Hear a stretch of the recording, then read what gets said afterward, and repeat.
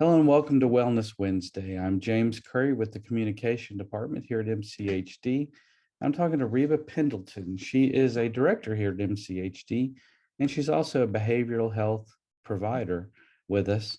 Uh, and you counsel patients. So, Reba, how are you? I'm doing well. Thank you, James. It's always good to see you. Yes, thank you for being on here. We always are able to get some insight into, what's going on. So, given the environment of the most recent events, there was a shooting here in downtown Mobile on New Year's Eve, and that's caused quite a bit of stress, related to that. So let's talk a little bit about those traumatic events. Maybe first give us a definition of trauma. Okay, thank you. Trauma has two meanings. One, it could be physical, where you could have been in an accident, so you get physical injury. Mhm. The second, what I usually deal with, is more the psychological, which means it's an emotional response to a deeply disturbing or depressing or distressing event, such as the shooting that occurred on New Year's Eve in downtown Mobile. Yeah, there's only so much that your brain can take in, and then it reaches a point of overload, Mhm. and that kind of spills out, and that creates the stress and the traumatic, um, I guess, after effects of it. Um, so what causes, obviously, aside from say you were a witness to what happened downtown or you were there, um, but you weren't. So what causes trauma if you're not there in an event like that? Mhm. Again, natural causes such as here being in Mobile Bay, we can have hurricanes, the traumatic event that happened New Year's Eve, the loss of a loved one, as well as illnesses and diseases. I think we all dealt with COVID for the past 2 years, and so that was a traumatic experience, as well as being bullied, physical abuse, sexual abuse, emotional abuse, as well as war, genocide, and mass killings. Those are all causes, some causes. It's not the exhaustive list, but it is a Mhm. list of some things that causes trauma. So, say you're a parent or a caregiver, or Mhm, um, and someone is just they're just out of their element. What mhm, say they're exhibiting warning signs of trauma, or mhm, different types of trauma. So can you kind of go through? I mean, I know it's different for, mhm. each age level, there's different levels of trauma, but maybe just an overview on that. Okay. Like we have acute trauma, which is like the one-time event that someone may have experienced and saw.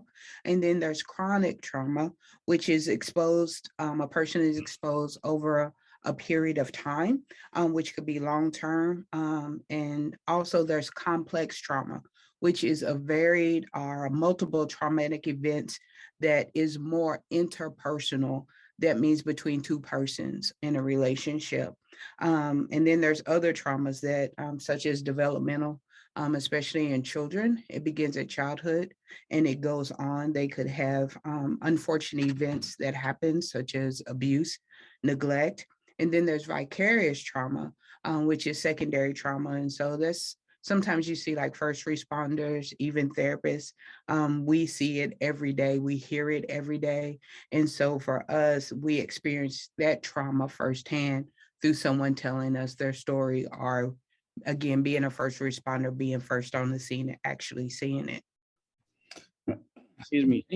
We've discussed before here on Wellness Wednesday Mhm, how stress and trauma and anxiety, those all affect your body. mhm, They affect your health. They make your blood pressure raise. They elicit all kinds of responses like the flight or fight, where your blood pressure goes up, your heart starts to race, you start to sweat, things mhm. like that. So, would you recommend that it would be a good idea that someone see, their provider, their primary care provider first before maybe say seeking counseling? I think more so, yes, they should, because you can kind of tease some things out. Hmm. But also, I do believe that some medical providers are also using a screener, like the PHQ-9 or the GAD, which is the General Anxiety Disorder Screener, to Hmm. kind of see, because a lot of medical providers are understanding that mental health is a part of your holistic being healthy. And so, yes, it does cause headaches. It causes um, anger outbursts. It causes irregular sleep patterns. It gives nightmares. You have loss of appetite when you have experienced a traumatic event. But yes, it's most definitely that, the medical provider should, check you out first. Hmm. And then, if need be, have you go do a referral, especially like in our situations. You see a medical provider and they'll do a referral for behavioral health. Thank you for clarifying that with with the referral. I guess that's what I was trying to get to, and you made it a little bit more simplistic. That someone's first stop should be you know with your provider, and then let them refer you over for behavioral health services. Mhm. So let's just jump over to that. So somebody does need to be referred to you. How did they first do that? First, come into one of our clinics with the behavior health with Mobile County Health Department. See your provider. Again, they'll do a screener. Like the PHQ-9, which is a depression screener, as well as the GAD, which is general anxiety disorder screener. And so they usually give that to you and ask you to check it out. It's a self assessment that you can give yourself, and you just answer the questions. It's real simple, no more than about 10 questions for each screener. And so the doctor, you'll tell the doctor what's going on with you, and then the doctor will ask, hey, how's everything? And then usually the patient says, I'm having difficulty. Can I talk to someone, or would you recommend? So Mhm. the doctor will do the referral to us. They go through our behavioral health scheduler, and she'll schedule you an appointment with myself or either Helen. Mhm. Um, so mention how someone can get in touch with, so they want to make an appointment. So how they can get in touch with you. What's the first stop? What's the first step for that? The first step is definitely to contact our central appointment line and make an appointment with a medical provider, and they will be able to give the referral to us. Okay, so that our appointment line would be 251-690-8889. That'd be the first Mhm, stop. And mhm, then to get to you next. mhm.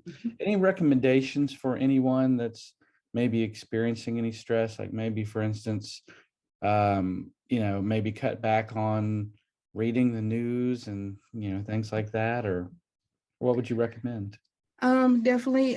We had a situation this weekend where our community partners and Mobile County Police Department, Stacy Woodyard, reached out to us because of the event. And so we as providers, we as the community, we came together. There's other providers within Mobile County that we all came together and said, hey, we're here for you. And so definitely know where the resources are. Is one thing to be able to get the help. And then also, yes, everyone wants to be aware. It is cut back on the news as best as you can. I usually recommend, especially at nighttime, Mhm. because it affects your subconscious, is like before you go to bed, try to do something relaxing. Don't look at the news. Don't do something overstimulating, because it's going to be kind of difficult for you to Mhm. relax, because your Yeah. body needs to relax. And also do something for yourself. Spend time with your loved ones, go for a walk, journal, Adult coloring books are fun, just not for Mhm, children, but the adult coloring books are fun. And then a lot of people are faith-based, and just reach out to your faith-based community. mhm. Yeah, it's a good thing to, put the phone down early in the evening Mhm, and stop the scrolling, through there. mhm. And just kind of disconnect. There's nothing wrong with disconnecting, at least for an evening. Mhm. Reba, well, as always, thank you for your insight. Thank you for being here on Wellness Wednesday. And hopefully, if someone's experiencing any of these issues, that they can reach out to us to be able to get in touch with you or any other provider that we have here on staff at the health department. So thank you again for being on Wellness Wednesday. Thank you so much for having me.